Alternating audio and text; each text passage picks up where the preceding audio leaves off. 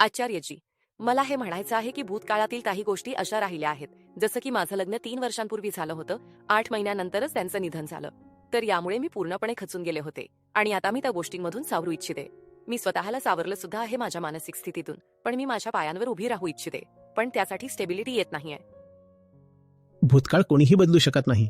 जे तुमच्या समोर आहे त्यात जे चांगल्यातलं चांगलं आणि उत्कृष्ट होऊ शकतं त्यात स्वतःला झोकून द्या.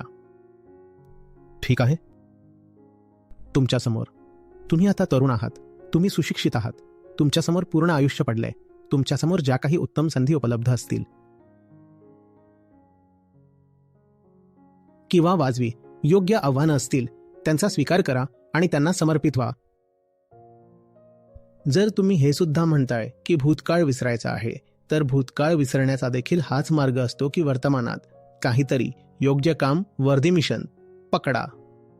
आणि योग्य काम करण्यात देखील खूप अडथळे येतात, लोकांची बोलणी येतात.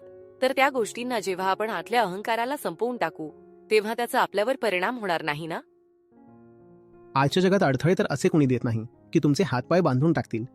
आज जे अडथळे येतात ते जास्त करून असेच येतात की कोणीतरी काहीतरी बोलून गेलं. कोणीतरी काहीतरी बोलून गेल्यावर आपल्याला वाईट वाटलं तर ते अहंकारातूनच येतं ना? तर मग त्या समोरच्या माणसाला तर आपण बदलू शकत नाही, त्याच्या विचारांना बदलू शकत नाही. त्याला तर आपण बदलू शकत नाही. पण जेव्हा तुम्ही म्हणता की कृष्णाची उंची पाहिली आहे, तर तुम्ही म्हणता हा जो समोर उभा आहे तो छोटा आहे ना, मी याचं बोलणं कशाला ऐकू? कृष्णांसोबत राहण्याचा लाभ हा असतो की जमिनीवर जी बुजगावणी फिरत आहेत तुम्ही त्यांच्या बोलण्याकडे लक्ष देणं बंद करता.